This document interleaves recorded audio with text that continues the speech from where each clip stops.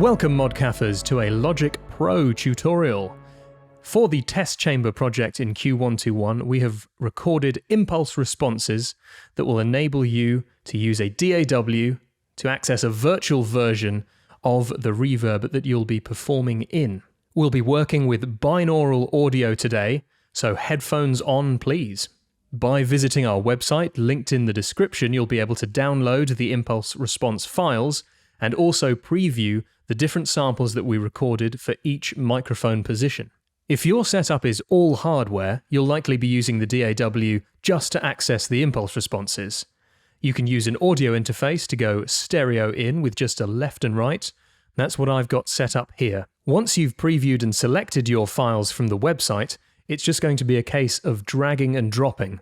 I'm using the catchily titled ABEB1-IR_bin.wav. What that means is it's microphone position 1, which is in the center of the return circuit, with speaker A in its B orientation and speaker E in its B orientation. So this recording was made using both speakers at the same time. First things first, you're going to need an audio track with your audio interface piped to the input. Here's mine. You can see I have input 1 and 2 selected. We need to go to the audio effects section, scroll to the reverb section here, grab Space Designer in stereo. Next, grab your file and drop it into the middle of the plugin. If you've used reverbs before, you'll know that it's normally a case of applying the wet signal to the dry signal. But we need to replicate what it's like being in the space. So we are actually going to completely reduce the dry signal to 0. And then the wet fader here will become another volume control. I can show you what that sounds like.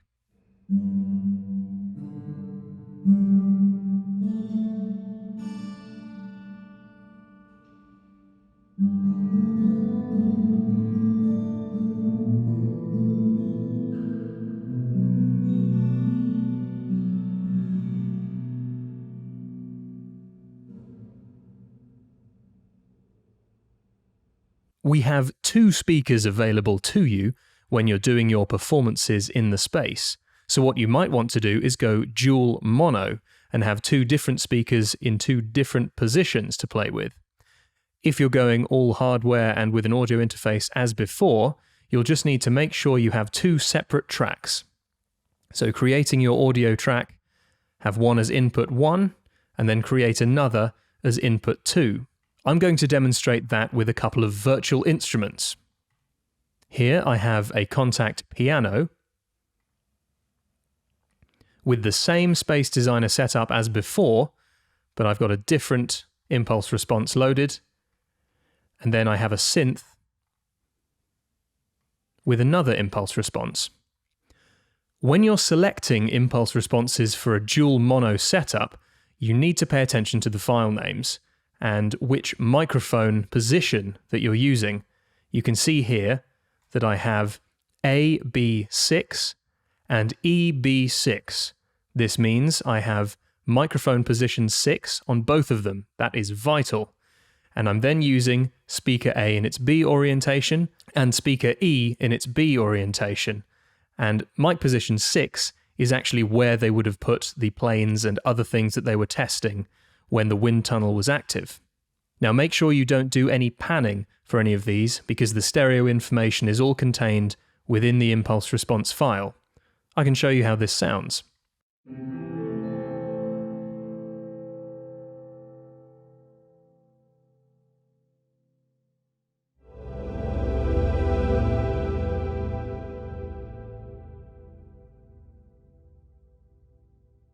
You can see we have quite a strong stereo image on this one.